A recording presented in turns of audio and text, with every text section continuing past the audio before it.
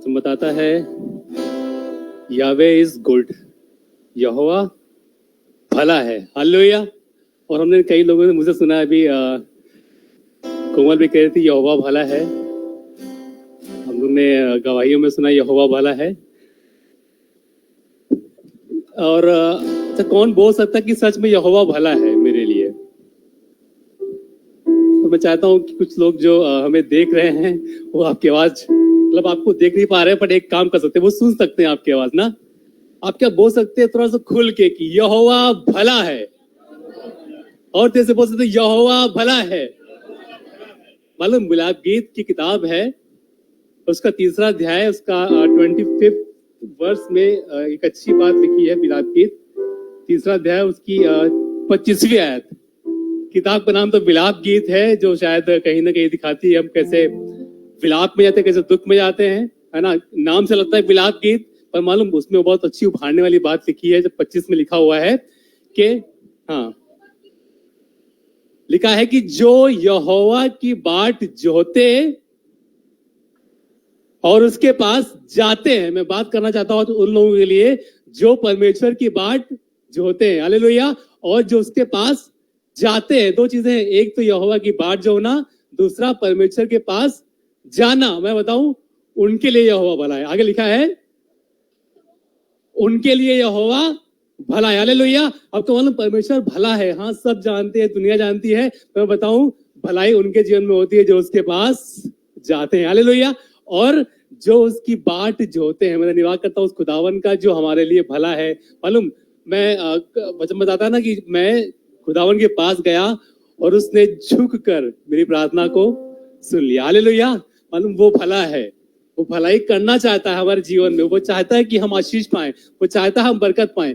एक काम करना है, खुदावन के पास जाना है, हालेलुया। प्रभु के पास जाना, अपनी प्रार्थना को लेकर, अपनी दुआओं को लेकर उसके पास जाना है। मैं विश्वास करता हूं खुदावन आपके लिए भलाई पैदा कर देगा।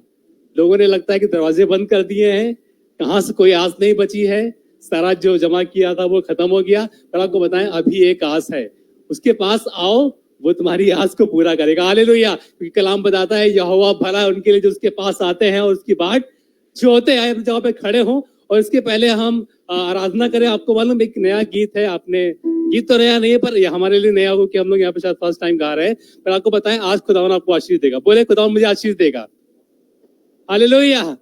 और एक गीत गाएंगे हम लोग मिलके। इसके पहले हम लोग गाए, हम चाहते हैं कि आप उस गीत को सीखें, उसके बाद हम सब गाएंगे। और गीत के बोल कुछ ऐसे हैं, शुक्र यहोवा का, बोले मेरे पीछे, शुक्र यहोवा का, शुक्र यहोवा का, शुक्र यहोवा का, शुक्र यहोवा का, शुक्र यहोवा, शुक्र यहोवा, यहोवा यहोवा और यहोवा का, हालेलुया। आइए इस गीत को गाएंगे। और सच में बताएं, आज गीत को गाना है ये जानकर कि आज मैं खुदावन के पास आया हूँ, खुदावन के पास आई हूँ, और आज वो मेरी दुआओं को सुन लेगा। आमीन, हालेलुया।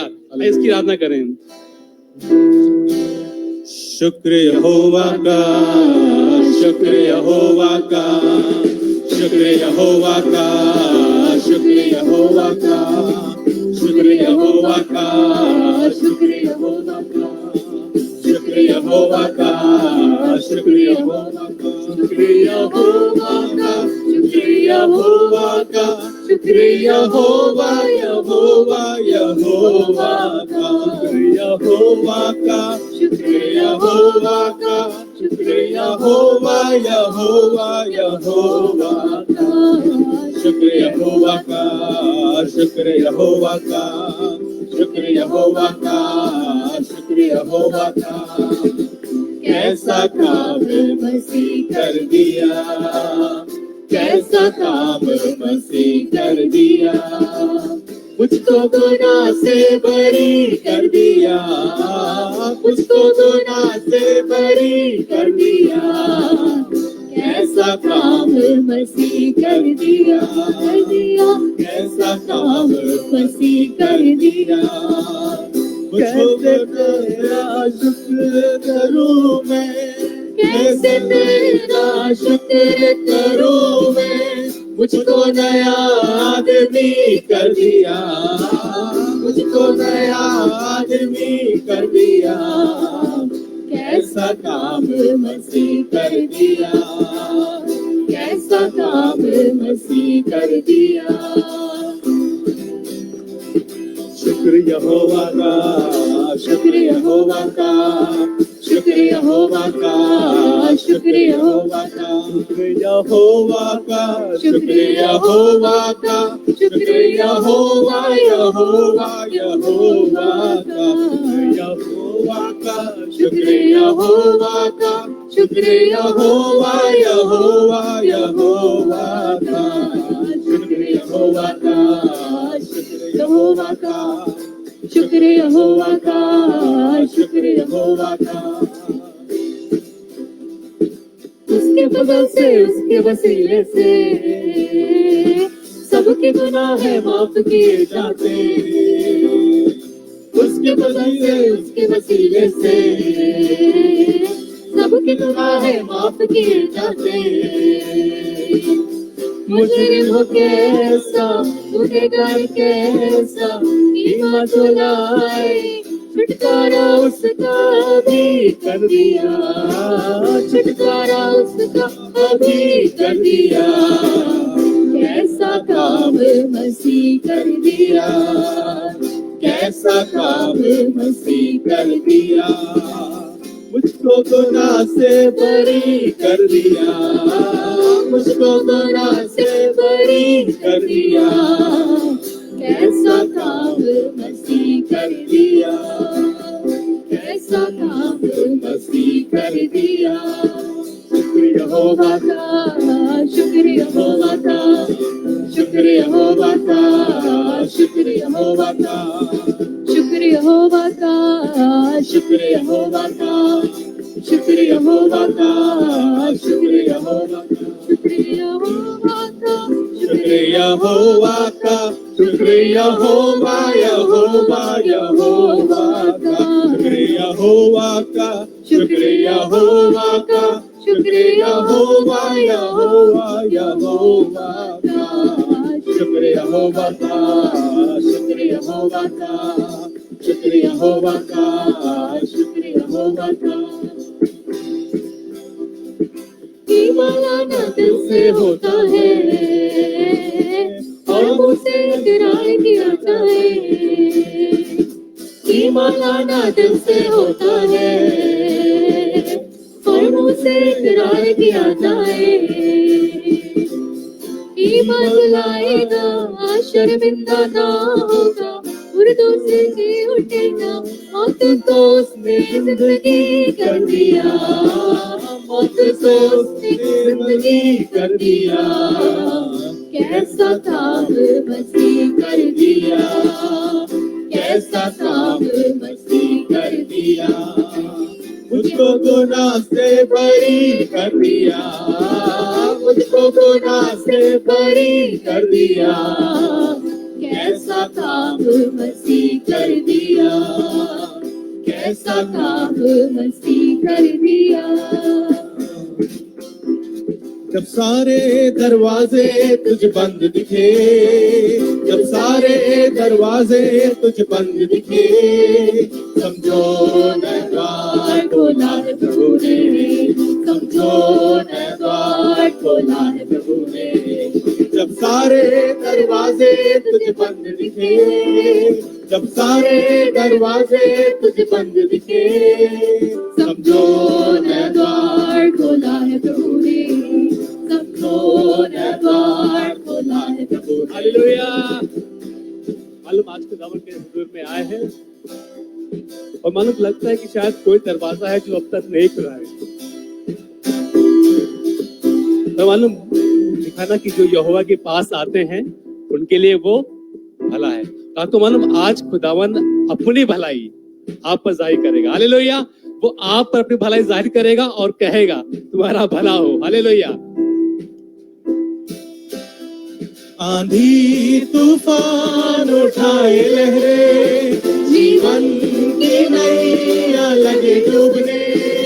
आंधी तूफान उठाए लहरे, जीवन की नैया लगे डूबने। विश्वास यीशु पर तेरा बढ़ता जाए, वो साथ तेरे तुझ पार लगाए। विश्वास यीशु पर तेरा बढ़ता जाए, वो साथ है तेरे तुझे पार लगाए। जब सारे दरवाजे तुझे बंद दिखे, जब सारे दरवाजे तुझे बंद दिखे, समझो नया द्वार खोला है प्रभु ने, समझो नया द्वार खोला है प्रभु ने। जब लाल समंदर सामने तेरे, शत्रु की सेना तुझको घेरे, जब लाल समंदर सामने तेरे, शत्रु की सेना तुझको घेरे, घबराना नहीं प्रभु साथ है तेरे, नया नया द्वार सोचा है प्रभु ने, घबराना नहीं प्रभु साथ है तेरे, नया नया द्वार सोचा है प्रभु ने। जब सारे दरवाजे तुझे बंद दिखे, जब सारे दरवाजे तुझे बंद दिखे, समझो नया द्वार खोला है प्रभु ने, समझो नया द्वार खोला है प्रभु ने।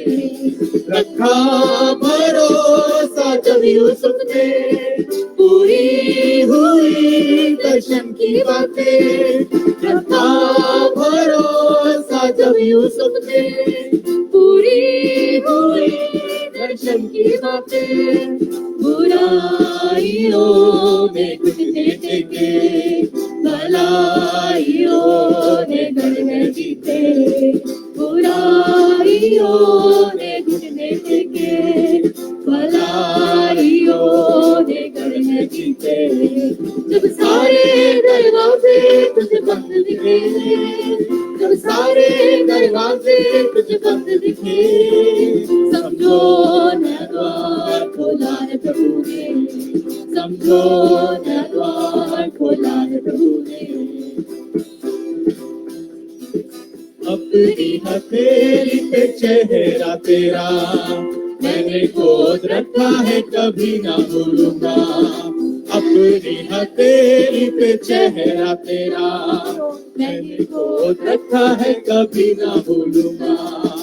अपनी आंखों की पुतली समान रखता हूँ मैं तेरा पूरा ध्यान, अपनी आंखों की पुतली समान रखता हूँ मैं तेरा पूरा ध्यान। कभी भी यीशु न छोड़ेगा, कभी भी यीशु न लगेगा, कभी भी यीशु के लोग लाजत नहीं होंगे। जन्माने वाली माता हमें भूल सकती है, अपने सगे लोग हमें छोड़ सकते हैं। जन्माने वाली माता हमें भूल सकती है, अपने सगे लोग हमें छोड़ सकते हैं। मैं तो जगत के अंत तक सदा तेरे साथ रहूंगा, यीशु ने कहा। मैं तो जगत के अंत तक सदा तेरे साथ रहूंगा, यीशु ने कहा। कभी भी यीशु न छोड़ेगा, कभी भी यीशु न जागेगा, कभी भी यीशु के लोग लाजत नहीं होंगे। नहीं होंगे, लाजत नहीं होंगे।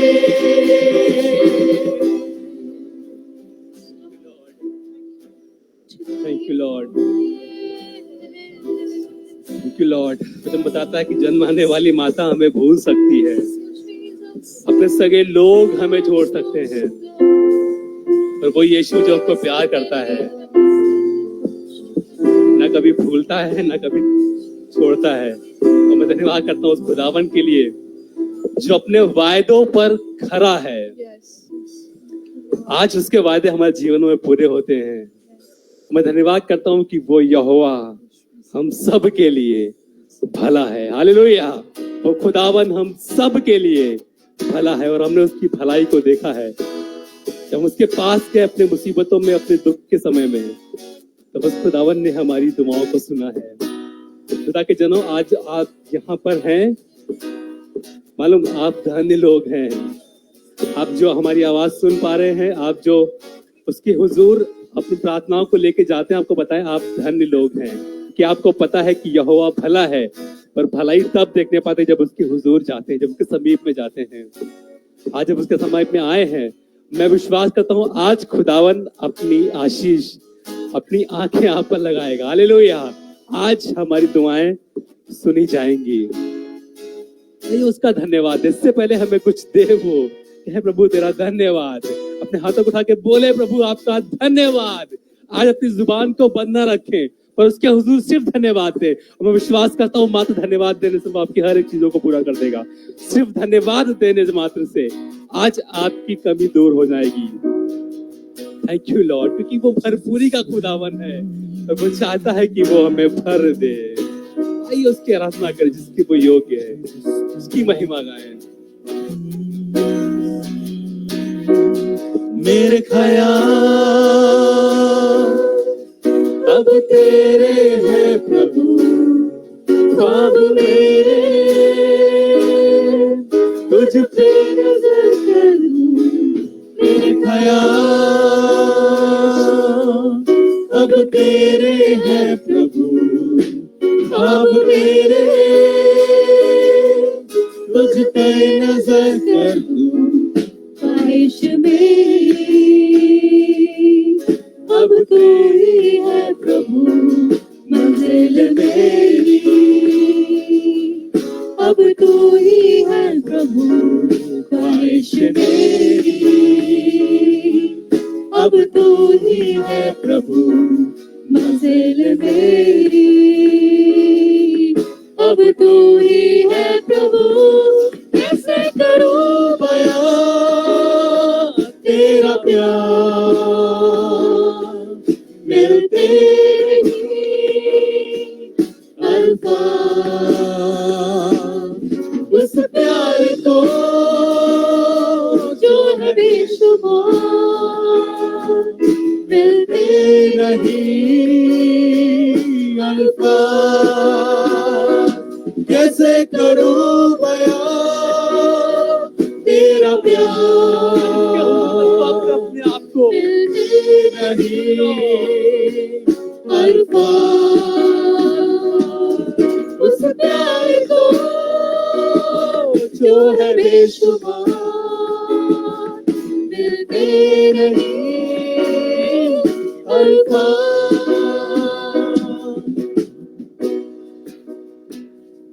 ठहरा रहूं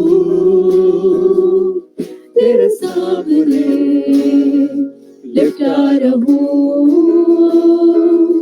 तेरी पनाह में। ठहरा रहूं तेरे सामने, लिपटा रहूं तेरी पनाह में। होके जुदा तुझसे जाऊं कहाँ, तेरी हुजूरी है हर जगह। होके जुदा तुझसे जाऊं कहाँ, तेरी हुजूरी है हर जगह। कैसे करूं बयां तेरा प्यार, मिलते नहीं अपनी महिमा उसको दे आज। उस प्यार को जो है बेशुमार, मिलते नहीं अल्फाज। कैसे करूं अब तुझ में मैं कहता रहूं, ये खुद से मैं महफूज हूँ। अब तुझ में मैं कहता रहूं, ये खुद से मैं। ताकि लोग अगर चाहते हैं कि हम महफूज रहें, एक काम करें, अपने आप को, न सिर्फ अपने आप को पर अपने पूरी फैमिली को खुदा उनके पास मिलाएं। मैं बताऊं, चाहते सलामती तो वो सिर्फ एक नाम में है, वो नाम है यीशु मसीह का। और उस खुदावन के नाम में आएंगे तो आप सलामत रहेंगे, आपके जीवन में सलामती आएगी। तो आपको मालूम है, हम गीत में गा रहे हैं, महफूज हूँ अब तुझ में मैं। ये कहते रहिए, वचन को बोलते रहिए। खुदावन को मालूम कि आप में मैं महफूज हूँ, आप में मैं सलामत हूँ, और खुदावन आपको महफूज रखेगा। यहाँ ऐसी गवाहियां हैं जब लोग कह सकते हैं कि हाँ, मैं मौत के मुंह से निकल कर आया हूँ, क्योंकि उस खुदावन ने मुझे महफूज रखा था, क्योंकि उस खुदावन ने कहीं ना कहीं मेरे हाथ को थाम लिया था, इसलिए मैं आज भी जिंदा हूँ। और उस खुदावन के नाम की महिमा करने पा रहा हूँ, क्योंकि उसने मुझे महफूज रखा है। कहें इस बात को, इस गवाही को आज बयां करें, जब खुदावन ने आपको बचाया था, और आज उसका धन्यवाद दें। महफूज हूँ अब तुझ में मैं कहता रहूं, ये खुद से उसने मैं कोविड से निकाला है आपको, उसने आपकी जान को सलामत रखा है। अब तुझ में मैं कहता रहूं, ये खुद से मैं। मेरे लिए तू मेरा गढ़ बना, हर मुश्किल में तू मेरा रहनुमा। मेरे लिए तू मेरा गढ़ बना, हर मुश्किल में तू मेरा रहनुमा। कैसे करूं बयां तेरा प्यार, मिलते नहीं अल्फाज प्यार को, जो है बेशुमार, मिलते नहीं अल्फाज। कैसे करूं बयां तेरा प्यार, मिलते नहीं अल्फाज। उस प्यार को जो है बेशुमार, मिलते नहीं अल्फाज। वचन बताता है कि बरसात के अंत में उससे वर्षा मांगो और वो भरपूरी से भर देगा। आपको लगता है कि कहीं ना कहीं से मेरे जीवन में कुछ कमी आ गई है, कहीं ना कहीं मुझे जरूरत है मुझ पर बारिश की जाए, उसकी आशीषों की। आज उससे मांगे और उसके वचन को क्लेम करें कि खुदावन तू बरसात के अंत में, जब कोई आशा नहीं होती तब तू वर्षा करता है। प्रभु मुझे मालूम खुदावन तू आज मेरे जीवन में बारिश करने पाएगा। खुदावन आज तेरी आशीषें मुझ पर फलवंत होने पाएंगी। जो आवाज को सुन रहे हैं, आप जो देख रहे हैं, विश्वास करता हूँ खुदावन आपके जीवन में भी काम करेगा। उससे मांगे आज। शायद अकेलेपन में है, निराशा में है, पर हम उस यीशु को जानते हैं जो निराशाओं को आशा में बदल देता है। और उस यीशु को जानता हूँ जो मुर्दे को जिंदगी में बदल देता है। और उसने बोला और जिंदगी, जो एक मुर्दा था, जिंदा खड़ा हो गया। मैं विश्वास करता हूँ वो बंद दरवाजों को खोल देने वाला सामर्थी प्रभु है। इसके पास हम आते हैं। हम यूं ही नहीं गा रहे हैं, हम यूं ही नहीं कह रहे हैं, पर उसने काम किया है, इसलिए कहने पा रहे कि हाँ, उस खुदावन के पास आओ और वो भरपूरी से भर देगा। एक बार फिर से कहें, महफूज हूँ अब तुझ में मैं हर जुबान कहे, कैसा रहूं। कलीसिया कहे, ये खुद से मैं महफूज हूँ। अपने बच्चों पे हाथ रखे कहे, अब तुझ में मैं कहता रहूं। उनके लिए सलामती बोले, ये खुद से मैं महफूज हूँ।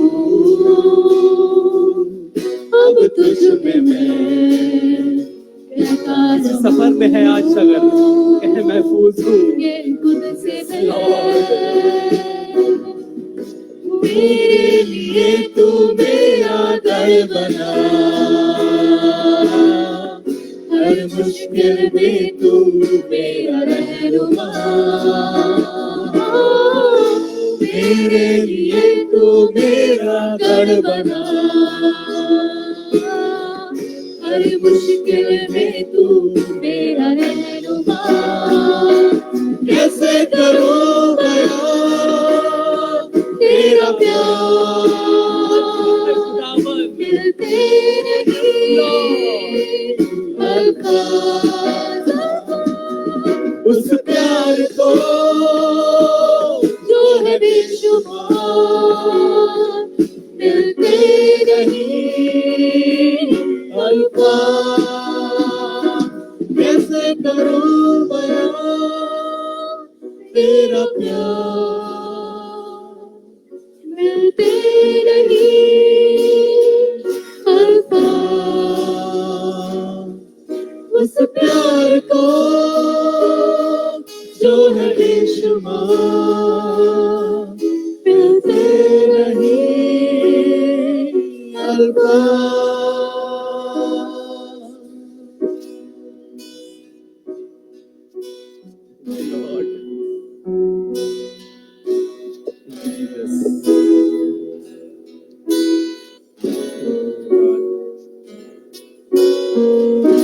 धन्यवाद, धन्यवाद, धन्यवाद। ऐसा परमेश्वर जिसकी तारीफ के लिए शब्द न मिले, इतनी तारीफ और फिर भी जिसके वो लायक है वो हमारे पास शब्द नहीं, वो अल्फाज नहीं, वो जुबान नहीं, वो हृदय नहीं, वो मन नहीं, वो विवेक नहीं। कैसे तारीफ करें? यीशु मसीह मूर्छित हो जाएं, दिन और रात तारीफ करें, सुबह और शाम तारीफ करें, तो अभी वो शब्द नहीं मिलते जिससे तू प्रसन्न होता है। कलाम तो बताता है कि परमेश्वर को प्रसन्न करना अनहोना है, क्योंकि हमारे पास वो शब्द नहीं मिलते जिससे हम तेरी तारीफ करें और तू प्रसन्न हो जाए। हमारे काम वैसे नहीं है कि हम तारीफ करें और हमारी तारीफ तुझ तक पहुंच जाए। तो आज हम तुझसे विनती करते हैं, निवेदन करते हैं, प्रार्थना करते हैं, तेरे सम्मुख आते हैं और अपने गुनाहों को मान कर तेरे सम्मुख आते हैं कि हमें अल्फाज दे, ताकि हमारे अल्फाज तारीफ के लायक हो और तुझ तक पहुंचने के लायक हो। हम धन्यवाद करते हैं, आज के वचन को भी तेरे हाथों में सौंपते हैं। इन्हें सुनने के कान और ग्रहण करने वाला हृदय और मुझे बोलने की जुबान दे, यीशु मसीह नासरी के नाम में, आमीन। बैठ जाएं।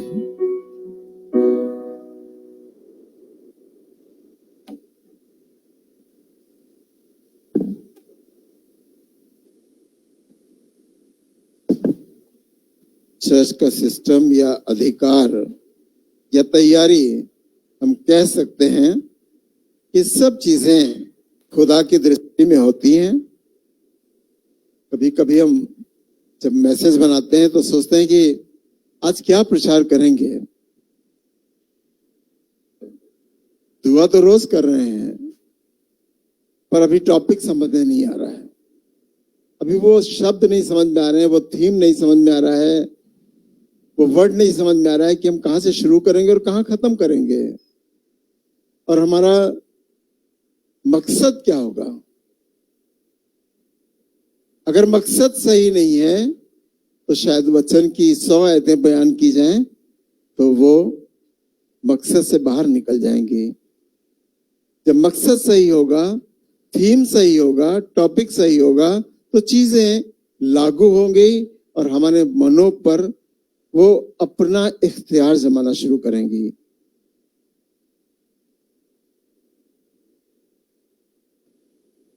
अभी हम गीत गा रहे थे शुक्र यहोवा का, शायद पहली बार गाया गया, पहली बार सुना गया।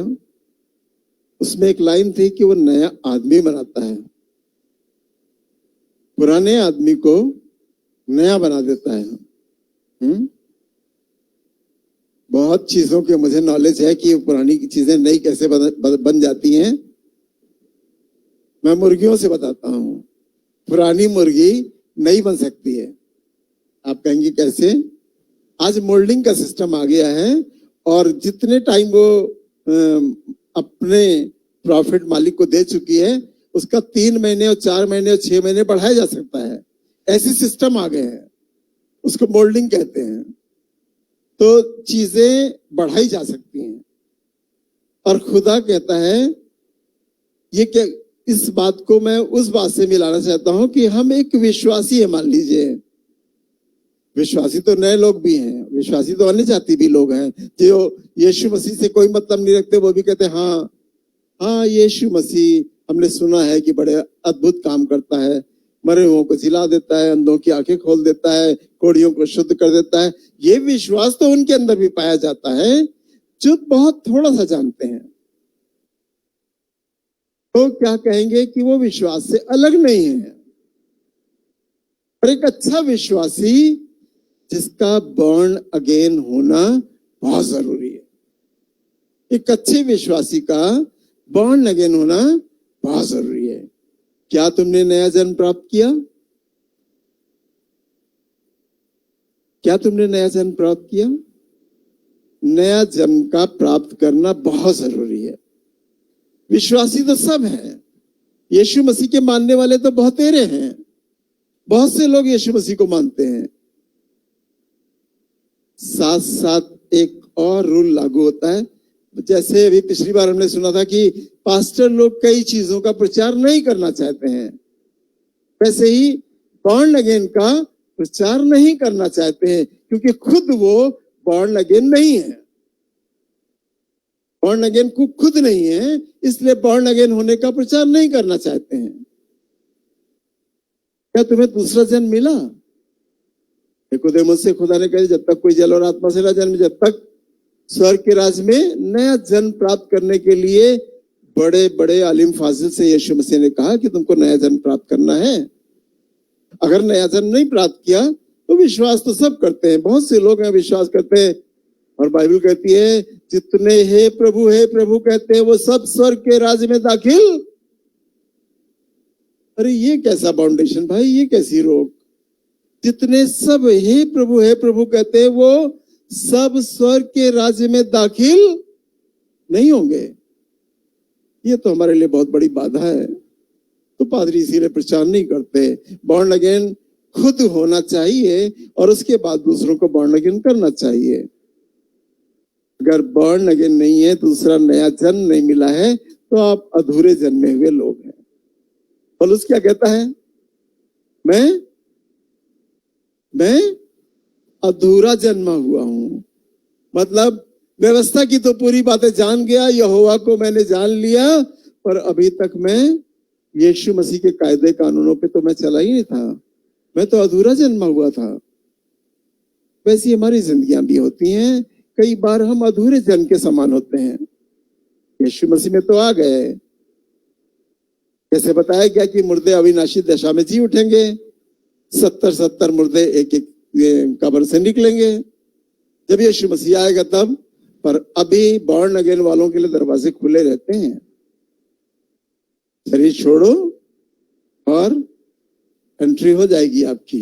बॉर्न अगेन है तो अच्छी बात है। आइए वचन से चलते हैं, टाइम कम लेकर और कम आयतों में चलता हूं। यूहन्ना पहला अध्याय और 12 और 13 पद को पढ़ेंगे। पापी मनुष्य के लिए निराशा ही निराशा रहती है। पापी मनुष्य के लिए निराशा ही निराशा रहती है। वो निराशा में ही जीवन बिताता है। देखो आज ऐसा था, आज कम काम हुआ। हमारे भाई भी, कहना नहीं चाहिए, हमारे भाई भी आते हैं जब बिजनेस करके आते हैं, कहते देखो आज तो काम ही नहीं हुआ, बहुत कम पैसे कमाए, बहुत ऐसा हो गया, वहां से खाली चला रहा हूं। बड़ा निराशा भरा जीवन हमारे पास रहता है जब हम खुदा से दूर रहते हैं। निराशा, और जब खुदा की बात, निराशा से निकलना होता है और निकलते तभी हैं जब आशा हमारे पास होती है, और जब बॉर्न अगेन होते हैं तब हमारे पास एक नई आशा होती है। और वो आशा ऐसी होती है, और उस आशा से क्या होता है, क्या होता है? लज्जा नहीं होती। मतलब लज्जा का मतलब फिर हमारे मुंह काले नहीं होते हैं, मुनव्वर होते हैं। चमकते हुए होते हैं और लगता है कि हाँ, इन्होंने तो खुदा के चेहरे को देख लिया है। जब बच्चे को हम लोग गोद में लेते हैं और यहाँ लाते हैं पहली बार या तीसरे हफ्ते जब भी लाते हैं, तो उससे कहते हैं यहोवा अपना चेहरा तुझ पर जलवागर फरमाए। उसी दिन से कहते हैं 3 हफ्ते 4 हफ्ते के बच्चे से चेहरा जलवागर फरमाए। वो जब एक बार चेहरा जलवागर फरमाएगा, रोशनी देगा चेहरे पे, वो जीवन भर रहेगी और वो बॉर्न अगेन कहलाएगा और हो जाएगा। कोई रास्ते खुलेंगे, कोई तरीका निकलेगा और वो बच्चा बॉर्न अगेन तक आगे तक चलेगा। जी पढ़ें। परंतु जितनों ने उसे ग्रहण किया जी, उसने उन्हें परमेश्वर के संतान होने का अधिकार दिया। अब संतान बनना चाहते हैं ना, संतान बनना चाहते हैं। अगर संतान, भाई संतान देखिए, अगर आप किसी बच्चे को अडॉप्ट करेंगे तो क्या करेंगे, उसको अपनी संतान मानेंगे, संपत्ति का वारिस बनाएंगे और अच्छी अच्छी चीजें देंगे, जिंदगी उसकी बदल देंगे और वो घूरे से उठा के लाएंगे और उसको ऐसा बना देंगे जो हम खाते वो खाएगा, वो जो हम सोचते हैं हमारे घर में एसी लगा उसको भी एसी में सुलाएंगे। सारी फैसिलिटीज देने के वायदे में खुदा कहता है संतान होने का वायदा। जी, अर्थात उन्हें जो उसके नाम पर विश्वास रखते जो हैं, उसके नाम पर विश्वास करते हैं। ऐसा विश्वास नहीं, टेम्परेरी वाला विश्वास नहीं, जो अभी मैंने बताया कि सब लोग विश्वास करते हैं, हे प्रभु कहते हैं, स्वर्ग के राज के वारिस नहीं होंगे। ऐसा विश्वास नहीं, बॉर्न अगेन वाला विश्वास। और बॉर्न अगेन बपतिस्मे के बाद ये सिस्टम शुरू होता है कि आप बॉर्न अगेन होते चले जाते हैं। और होते कैसे हैं, आदतों से बदलते हैं, चीजों से बदलते हैं और परमेश्वर के साथ उचित संबंध आपका बनता जाता है। एक रिलेशन कायम होने लगता है और ऐसा रिलेशन जो अटूट होता है, वो रिलेशन जो टूटने का नहीं है। दुख आ जाए, मुसीबत आ जाए, बीमारी आ जाए, तकलीफें आ जाए, गरीबी आ जाए, फाका कशी आ जाए, जिस काम को आप कर रहे हो उसमें सक्सेस ना मिले,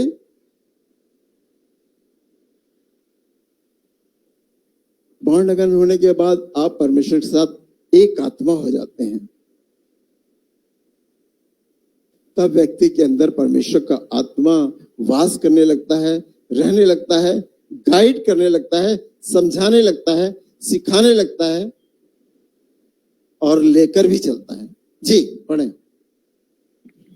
वे ना तो लहू से, जी, ना शरीर की इच्छा से, ना मनुष्य की इच्छा से, परंतु परमेश्वर से उत्पन्न हुए हैं। अब ये बॉर्न अगेन वाली बात यहाँ पे आकर शुरू हो रही है कि अब वो शरीर से उत्पन्न हुए थे, वो तो बात छोड़ दो भाई, अब भूल जाओ उसको कि तुम शरीर से उत्पन्न हुए थे। पर अब परमेश्वर की इच्छा से, जब परमेश्वर विश्वास में ले लेगा, आपको अपना बना लेगा, तो क्या करेगा, ऐसी संतान बना लेगा कि जो परमेश्वर की इच्छा से उत्पन्न हुए हैं। रिसीव कर लेगा आपको, अपना बना लेगा आपको, मार्ग दिखाएगा आपको, सत्य की तरफ ले चलेगा आपको। चीजें बदलती चली जाएंगी, कमी रहेगी नहीं, दुख आएगा नहीं। अगर आ भी जाए तो ऐसे दुखों को हम लोग अवॉइड कर जाते हैं। अरे ये तो आएगा ही।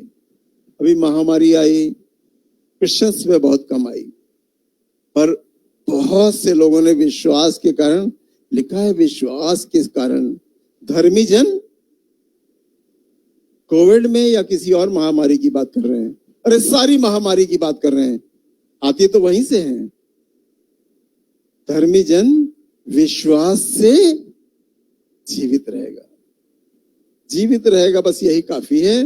गए तो थे मुश्किल में, अरे क्या भैया, बाइबल ऐसी चीज है जो पढ़ के देख लो तो मालूम होता है। डैनियल, शद्रक, मेशक, अबेदनगो गए थे और कह रहे थे कि मेरा तो बचाने वाला, और अगर ना भी बचाए है, ये वाली बात आपके जहन में जरूर होना चाहिए।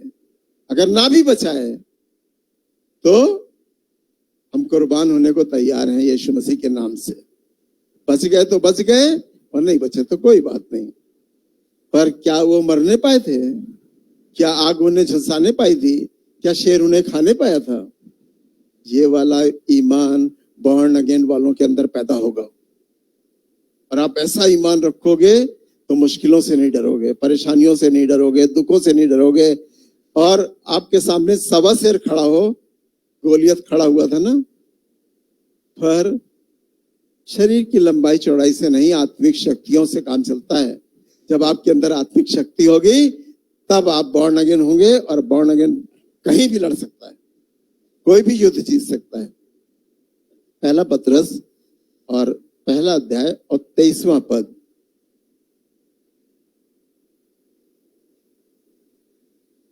ये एक समर्पण है। जब तक आप समर्पण में नहीं आएंगे, पूरी तरह से सौंप देना। भाई कोई आपने पहले डकैतों का नाम सुना होगा, और बड़े बड़े डकैत हुए और एक समय आया, दबाव पड़ा पुलिस के सामने, उन्होंने क्या किया? समर्पण कर दिया ना, समर्पण कर दिया। तो समर्पण ऐसे कर दिया, पूरी बंदूक जो असलहे लिए थे वो सब लेकर आए थे। असलहे तो थे, पर असलहों को कहां उन्होंने उठाया था? हाथ ऊपर करके आते हैं ना। समर्पण क्या करते हैं? समर्पण करते हैं तो बंदूक तो हाथ में है, लेकिन हाथ ऊपर रहते हैं कि अब हम चलाएंगे नहीं। ये समर्पण है हमारा। तो जब हम हाथ ऊपर करके कहते हैं, यहोवा हमें माफ कर, और अब हम वो पुरानी जिंदगी नहीं, अब नई जिंदगी जीना चाहते हैं, हमें बता कि हम क्या करें, तब पुलिस बहुत आसानी से उनको वेलकम करके लेती है, और उन डाकुओं को जो भी छोटी से छोटी सजा होती है वो दी जाती है। और हमें तो वो जो समर्पण करते हैं सजा भी नहीं देता। पौलुस के सामने जो कुछ रखा था, आप समझ सकते हैं कि बहुत सताने वाले, बहुत मारने वालों के बाद जब समर्पण किया पौलुस ने, तो क्या हुआ? सजा बहुत अच्छी थी ना। अब तू 100% मेरा ही काम करेगा, दुख उठाएगा, मेरे नाम के खातिर बहुत से दुख उठाएगा, मारा जाएगा और बहुत से दुख उठाएगा, काट में ठोका जाएगा, जेल में जाएगा। ये समर्पण के बाद भी हो रहा था, पर ये बॉर्न अगेन हो चुका था, और अब इसके लिए स्वर्ग के दरवाजे खुले हुए थे। बॉर्न अगेन वालों के लिए स्वर्ग के दरवाजे हमेशा खुले रहते हैं, उनके दरवाजों को खोलना नहीं पड़ता। किसी के मर जाने के बाद ना हम लोग बहुत दुआएं करते हैं कि खुदा उनको जन्नत दे दे, खुदा उनको दोजख से बचा ले, खुदा उनको अपनी हुजूरी में रखे। कुछ नहीं होना भाई, होना कुछ नहीं है। घर की शांति के लिए दुआ करो, वो तो असर कर जाएगी, पर जो उन्होंने किया है, जैसा वो रहे हैं दुनिया में, वैसा ही उनके साथ होना है। जी, क्योंकि तुमने नाशमान नहीं, हाँ, पर अविनाशी बीज से परमेश्वर के जीवते और सदा ठहरने वाले वचन के द्वारा जब नया जन्म ले लेते हैं तो नाशवान वाला बीज नहीं, अविनाशी, जो कभी नाश नहीं होने वाला। जी, क्योंकि तुमने नाशमान नहीं, पर अविनाशी बीज से परमेश्वर के जीवते जी, और सदा ठहरने वाले वचन के द्वारा नया जन्म पाया है। नया जन्म कैसे पाया है? सदा ठहरने वाले। हमारे जीवन में क्या वचन ठहरता है? ठहरना बहुत जरूरी है। वचन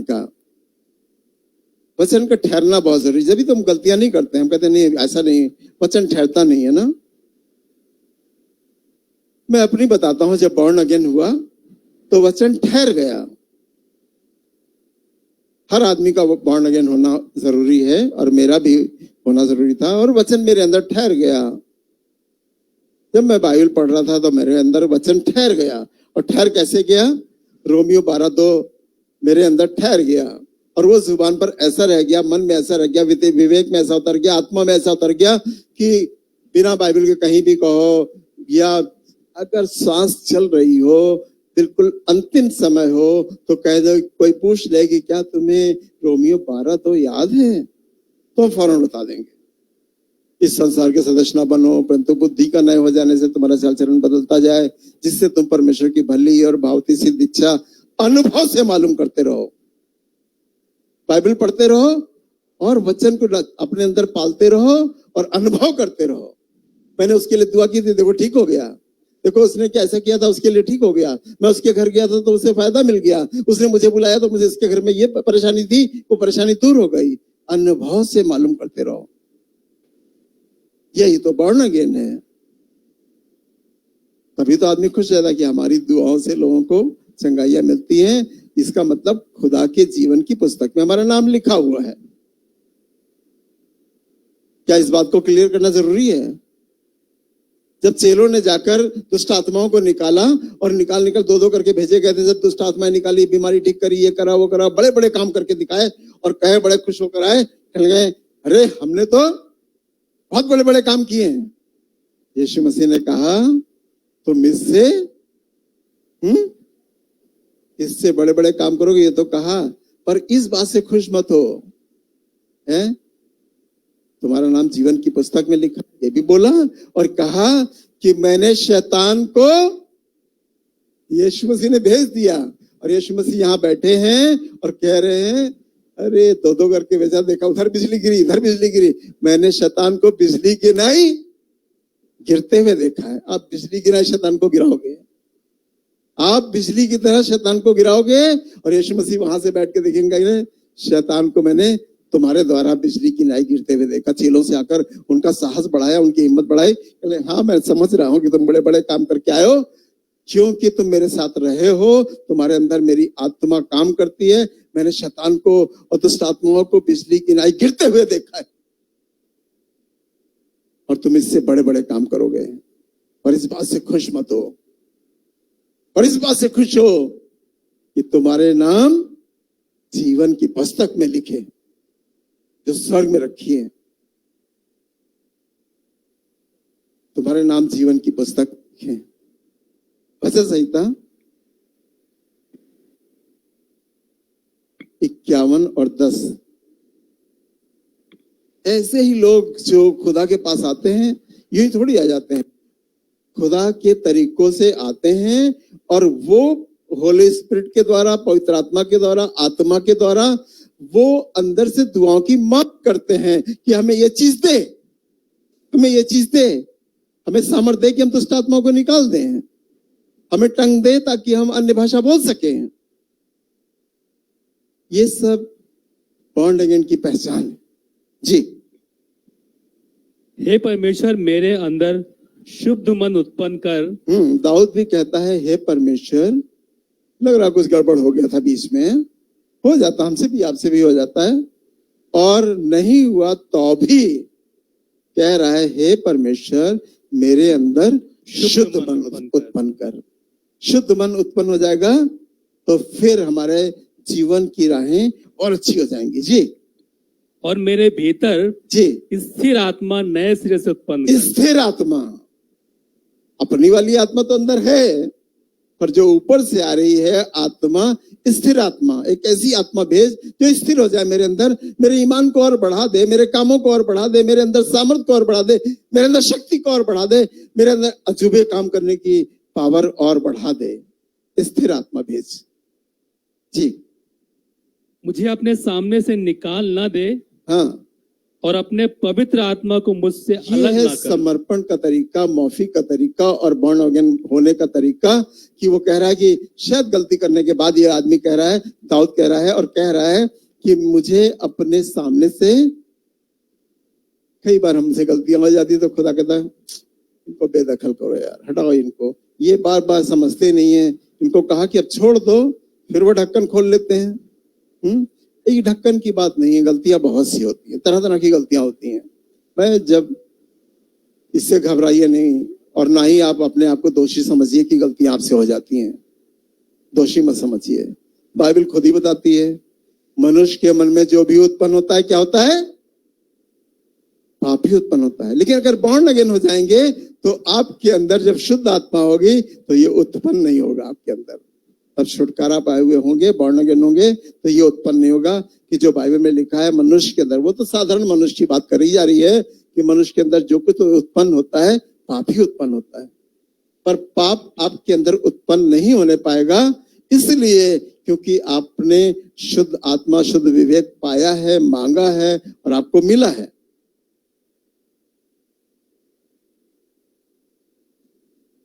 नया जन्म में यीशु मसीह का स्वभाव हमारे स्वभाव से मिलने लगता है। यीशु मसीह के स्वभाव की चीजें हमारे अंदर आने लगती हैं। दया उसके अंदर भरी हुई थी, दया आपके अंदर आने लगती है कि चलो दया करो, इसको भी दे दो कुछ, इसके लिए ऐसा कर दो, उसके लिए वैसा कर दो। एक बात से एग्जाम्पल दे रहा हूं, पर यीशु मसीह के स्वभाव की 100 बातें आपको मालूम है, वो आप समझ जाइए कि आपके अंदर भी वो स्वभाव जो यीशु मसीह के अंदर पाया जाता था वो आपके अंदर होगा। उसने मना तो कर दिया कि मैं लड़कों की रोटी, मना कर दिया उसने। ये स्वभाव हमारे अंदर ही पाया जाता है, ये स्वभाव हमारे अंदर ही पाया जाता है। अरे यार छोड़ो, ये तो सब आएंगे भी फायदा उठा के चले जाएंगे, फिर इनको क्या, बच्चा मिल गया, कोई औरत यहाँ पे है जिनको यहाँ से बच्चे दुआओं से मिले, क्या वही औरत यहाँ पे है? कोई बात नहीं। पर डर इस बात का है कि वचन में लिखा है, तुम दुआ ना करके किसी के लिए दोषी न ठहरना। हमारी दुकान पे आए थे, भैया बुखार है, अच्छा दुआ कर दो, चर्च में चलो दुआ कर दो। अब हम शाम को वहां 7 बजे थोड़ा बैठे हैं, अब वहां दुआ कर दो, बताओ। तो भाई हम डरते हैं, वचन में लिखा है क्या तुम मतलब किसी के लिए दुआ ना करके दोषी ठहरोगे? आया है इतना विश्वास लेकर, तो भैया हमको छोड़कर हम सब काम छोड़ देते हैं, भागते हैं, कहते तुम पहुंचो हमारे, फौरन आके यहाँ दुआ करते हैं, हाँ भैया बुखार उतर गया। तो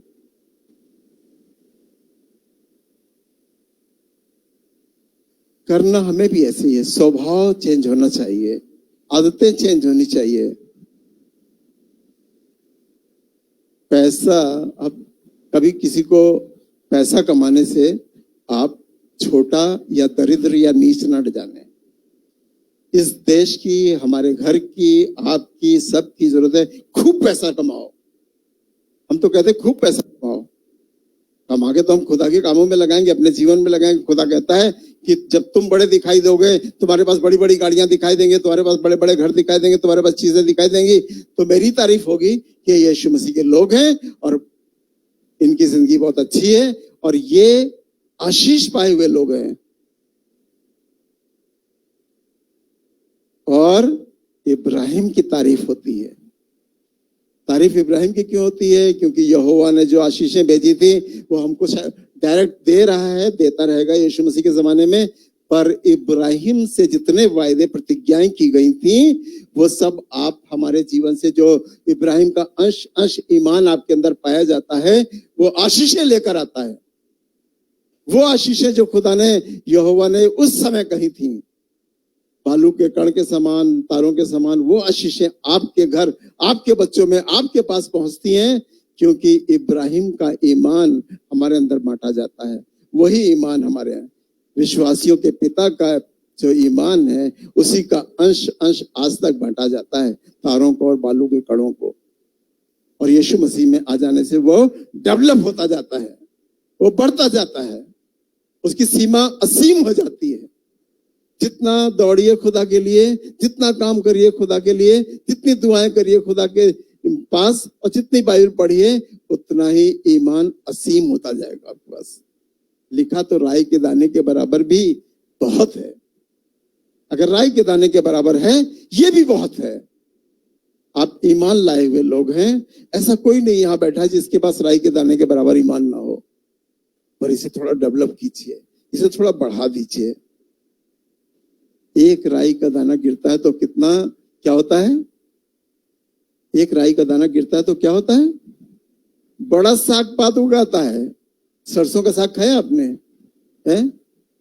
मीट में बनाइए, चाहे ऐसे ही बना लीजिए, आलू में डाल के बना लीजिए। जो मीट नहीं खाते वो मीट में ना बनाए सरसों का साग। पर राई का दाना गिरता है, इतना बड़ा साग पात पैदा होता है, चिड़िया भी उस पर बसेरा करती हैं।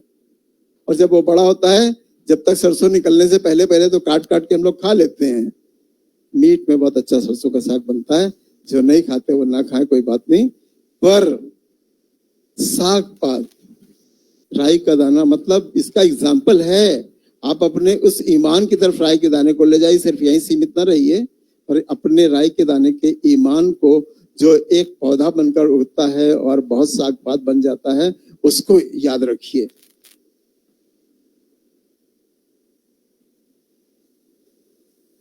नए जन्म में संदेह नहीं होता। जब नया जन्म हम पा लेते हैं तो हमारे जीवन में संदेह दूर हो जाता है। होगा कि नहीं होगा, होगा कि नहीं होगा। कोई चीजों की समय सीमा नहीं है। खुदा के सामने आपने दुआएं की हैं, काम जो आप इंतजार कर रहे हैं वो होगा। वो होगा, चीजें होंगी। आशा में हम लोग रहने लगते हैं ना, आशा में हम लोग रहने लगते हैं, और आशा भरा जीवन यीशु मसीह के साथ चलने वालों का जीवन होता है। जॉब नहीं है भैया, मिलेगी जरूर, चिंता ना करो।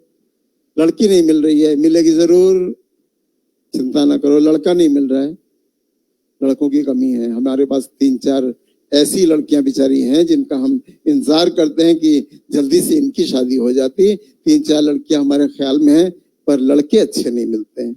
खुदा लड़के भेज ताकि एल्डिको की लड़कियों की शादी हो जाए और वो बॉर्न अगेन हो, वो बॉर्न अगेन हो। ऐसे नहीं कि आए और फिर उसके बाद कहने लगे बॉर्न अगेन। ये तो बड़ा मुश्किल काम है। बॉर्न अगेन लड़के चाहिए।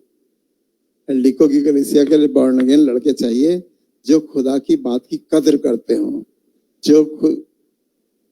जो खुदा की बात को भूमि पे गिरने ना देने वाले हों। आइए एक आयत से आपको और आशीष देना चाहते हैं। इफिसियों निकालने 4 अध्याय 23 पद। मैंने सोचा था कि टाइम कम ले रहा हूं इसलिए मैं इसको पढ़वा दे रहा हूं, नहीं तो मैं समय के अंदर सब चीजों को खत्म करना चाह रहा था। जी 4:23, इफिसियों 4:23। और अपने मन के आत्मिक स्वभाव जी में नए बनते जाओ। क्या करना है? जब नया जन्म पाओगे तो क्या होगा? आत्मिक स्वभाव। स्वभाव जो है अलग तरीके से, भाई हमारा एक साधारण स्वभाव है तो वो स्वभाव अलग है, पर यहां एक बात सिखाई जा रही है आत्मिक। फिर से पढ़िए। और अपने मन के आत्मिक स्वभाव अपने में मन नए के आत्मिक स्वभाव। सब आत्मिक स्वभाव में नहीं होते हैं। जो आत्मिक स्वभाव में होगा वो बॉर्न अगेन होगा, या हो जाएगा, या वो अच्छे काम करेगा। आत्मिक स्वभाव की बात कर रहे हैं, आत्मा के अंदर का स्वभाव। ऐसे तो मन चंचल है, हिलेबाज है, मक्कार है, धोखेबाज है। मन की तो बहुत सी बुराइयां लिखी हैं बाइबल में ना। हर समय डोलता ही रहता है मन तो। जी और नए मनुष्यत्व को पहन लो। और नए मनुष्यत्व को पहन लो। बॉर्न अगेन होने के बाद क्या करना पड़ता है? नए मनुष्यत्व को। इसीलिए तो यीशु मसीह कहता है कि मैं नई सृष्टि बनाता हूं। मैं, यहोवा ने सृष्टि बनाई, चीजों को बनाया, आदमी को अपने हाथों से बनाया, पर क्या कह रहे हैं? यहोवा नई सृष्टि बनाता है। फिर से लाइन को पढ़ दें यहीं से। और अपने मन के आत्मिक स्वभाव में नए बनते जाओ। नए बनते जाओ। और नए मनुष्यत्व को पहन लो। नए मनुष्यत्व को पहन लो, जो परमेश्वर के अनुसार, जो परमेश्वर के अनुसार धर्म की, सत्य की धार्मिकता, जो सत्य की राय। जब आत्मिक स्वभाव से तैयारी करेंगे तो सत्य की। जी। और पवित्रता में सजा गया है। और पवित्रता में सजा गया है। यह है बॉर्न अगेन की कोशिश है, यह है बॉर्न अगेन की कामयाबी। तभी आप बॉर्न अगेन कहलाएंगे। बपतिस्मा जरूरी है। स्टार्टिंग तो इसकी बपतिस्मे से है, पर चीजें एंटर करेंगी बाद में। ये सब चीजें एंटर करती जाएंगी बपतिस्मे के बाद। जब तक आपने बपतिस्मा नहीं लिया, अदर कलीसिया इसीलिए बॉर्न अगेन का प्रचार नहीं करती। यीशु मसीह की सेकंड कमिंग का प्रचार नहीं करती। ऐसे विषय जो छिपे हुए हैं जिनका अदर कलीसिया प्रचार नहीं करती, क्योंकि वो खुद उतने समीप नहीं गए हैं खुदा, और ना ही वो लोगों को ले जा सकते हैं। आओ भैया, आज क्या है? हमारे चर्च में प्रभु भोज है, तो उसमें क्या करो? आओ भैया, खाओ पियो, अपने घर जाओ। है? क्या तुमने पश्चाताप कर लिया है? क्या तुमने अपनी माफी मांग ली है? तो मेज में शामिल हो। इससे कोई मतलब नहीं। हमसे क्या मतलब इसका? इससे क्या मतलब हमारा? हम तो अपनी ड्यूटी कर रहे हैं, आओ मेज में शामिल हो। काम करना और बॉर्न अगेन बनाना, एक एक जन को बॉर्न अगेन बनाना, फैमिली को ऊपर उठाना, आत्मिक स्वभाव में डालना, ये पादरी की ड्यूटी है, ये पादरी के कर्तव्य है। प्रचार तो करते हैं, साथ साथ लगे रहने के बाद भी ये सब काम होता है। और मुझे भी टाइम ज्यादा नहीं रहता कि मैं आपके घर रोज विजिट करके रोज आत्मा में आपको उभारूं। वो वाले पादरियों को तो और टाइम नहीं रहता है कि आपको आत्मा में उभारने के लिए आपके घर आए। पहले तो बता देंगे कि हमारी गाड़ी 10 का एवरेज देती है, 10 का एवरेज देती है और 16 किलोमीटर आपका घर है, समझ लीजिए। तो क्या है, ये चरित्र तो हमने बहुत पहले देखा था। एक लोन के लिए गए तो बैंक मैनेजर कह रहा पहले तो आपका घर देखेंगे, हमने कहा चलिए देखिए, फिर आप अपनी दुकान दिखाइए, हमने कहा देखिए। तब उन्होंने कहा कि मैं लड़की का मामू हूं और मुझे भात खिलाना पड़ता है। तो ये स्वभाव से हमको मालूम हो गया ये तो पैसे मांग रहा है, ये तो पैसे मांग रहा है। हमसे क्या मतलब, तुम शादी कर रहे हो, मामू हो, भात खिलाओगे, ये करोगे वो करोगे, हमसे क्या मतलब है। तो वो चरित्र तो हमने बैंक वालों का देखा था, वैसे ही दूसरों का देख रहे हैं कि जो खुदा का तो काम कर रहे हैं पर वो अपने कामों को और अच्छे से अंजाम नहीं दे रहे हैं। जो उन्हें करना चाहिए था वो नहीं कर रहे हैं और अपनी सर्विस कर रहे हैं, ड्यूटी कर रहे हैं। और चर्च में अच्छी खासी भीड़ जमा कर रहे हैं, ये भी अच्छी बात है। चर्च में भीड़ जमा होनी चाहिए, कम लोग, थोड़े लोग ज्यादा अच्छे हैं पर ईमान के साथ जमा होते हैं, ये अच्छी बात है। विश्वास के साथ जमा होते हैं। दिल्ली में एक चर्च हम गए और विश्वासी चर्च था, अच्छा चर्च था, पर उन्हें 11 बजे या 10 बजे स्टार्ट करते थे और उसके बाद मुझे 15 दिन उसी घर में रहना था जिसके ऊपर चर्च था। मुझे 15 दिन वहीं रहना था और उसी के ऊपर चर्च था। और उसके बाद मुझे उन्हें बताया नहीं कि भैया ये छूटेगा कब और लंच कब मिलेगा, मुझे नहीं बताया गया। अब हमने सोचा जो ब्रेकफास्ट मिल गया वो मिल गया। उसके बाद 4 बजे तक चर्च चला, 11 बजे 10 बजे से क्या 4 बजे तक।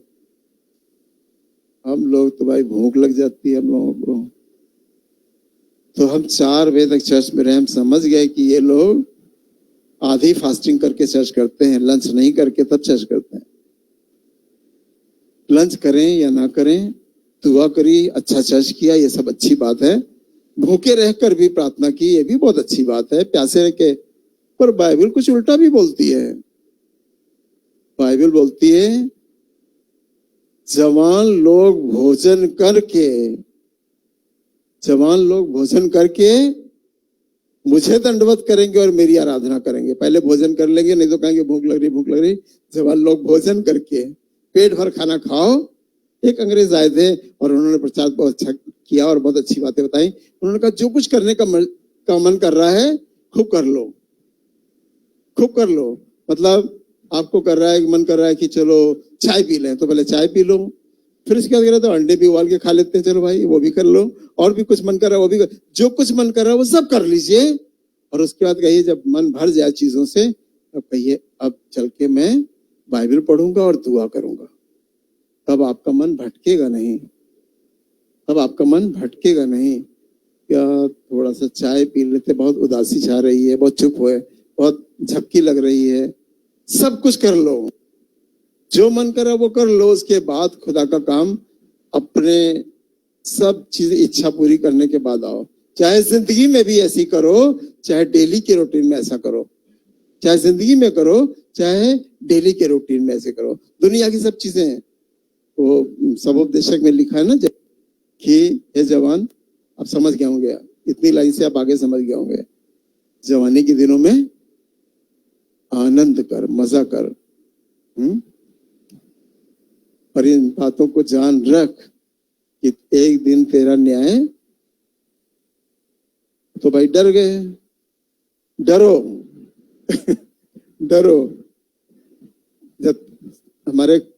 जब पढ़ते थे तो 9th में हमारे टीचर थे पांडे, तो टीचर पांडे डंडा इतना बड़ा लेकर आता था